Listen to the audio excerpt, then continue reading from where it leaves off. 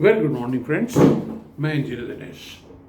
दोस्तों, मैंने पेडागॉजी शिक्षा शास्त्र पे कई सारे लेक्चर्स दिए हैं और उसमें जो निचोड़ है कि हम ऐसा कौन सा क्रांतिकारी परिवर्तन करें अपनी शिक्षा प्रणाली में कि हम विश्व स्तर से भी आगे निकल जाएं। देखिए, उस प्रणाली में मैंने सजेस्ट किए हैं सिर्फ 2 words, only 2 words can revolutionize the education system in India, which can not only be at par with the world, but it can be much beyond that. मेरा कॉन्सेप्ट बड़ा सिंपल है।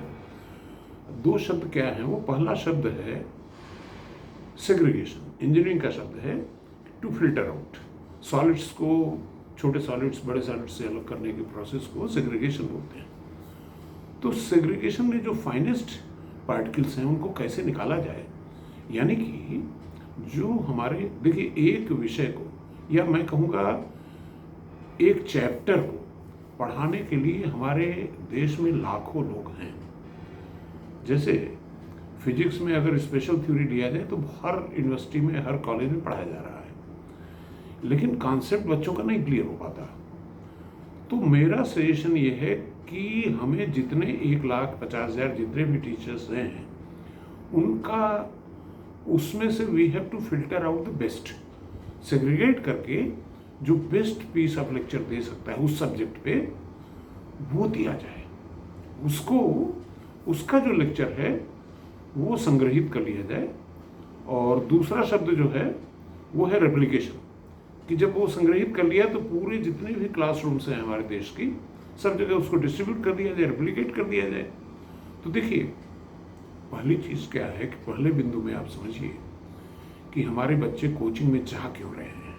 एनी टाइप ऑफ कोचिंग सिर्फ इसलिए जा रहे हैं कि जो कॉन्सेप्ट क्लासरूम में क्लियर नहीं हो पाता, उस कॉन्सेप्ट की क्लैरिटी लेने के लिए वो कोचिंग में जा रहे हैं। तो क्या ऐसा नहीं हो सकता कि उस कॉन्सेप्ट को हम क्लासरूम में ही क्लियर कर दें, पहली बार में ही मामला साफ हो जाए? तो पहली बार में ही मामला साफ करने के लिए जो मास्टर टीचर के जो चैप्टर उसने पढ़ाया वो हम क्लासरूम में चला रहे हैं, और वहाँ पे वो टीचर भी मौजूद है जो अदरवाइज पढ़ाता वहाँ पे, और अगर बच्चों को कोई कन्फ्यूजन होता है तो उसको क्लैरिटी वो दे देगा। तो ये 2 शब्दों, देखिए, इसके 2 उदाहरण मैं देता हूँ। पहला उदाहरण ये है कि जब मेरा बेटा फिटजी में कोचिंग कर रहा था ड्यूरिंग 2002 अराउंड, तो उसने मुझे बताया कि एक केमिस्ट्री टीचर थे उनके, जो 15 दिन तक केमिस्ट्री पढ़ाए।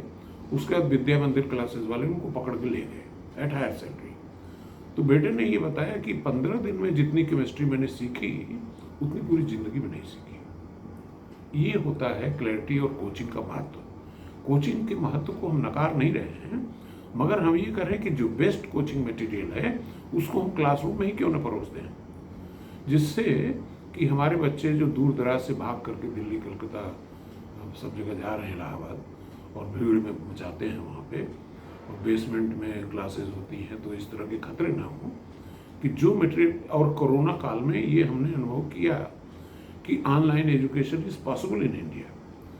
तो अच्छा, ख़ास तौर से मैं ये कहूँगा कि चलिए ठीक है, मैं मानता हूँ कि MBBS की पढ़ाई जिसमें कि डिसेक्शन भी करना है, ऑपरेशन भी सिखाना है, वो शायद ऑनलाइन सिखाना मुश्किल होगा। मगर पता चला फिजिक्स है, केमिस्ट्री है, या हिस्ट्री ज्योग्राफी है, तो हिस्ट्री ज्योग्राफी और फिलॉसफी पढ़ने के लिए कोई आदमी बेंगलोर से दिल्ली आए, तो ये तो बड़ा हास्यास्पद है।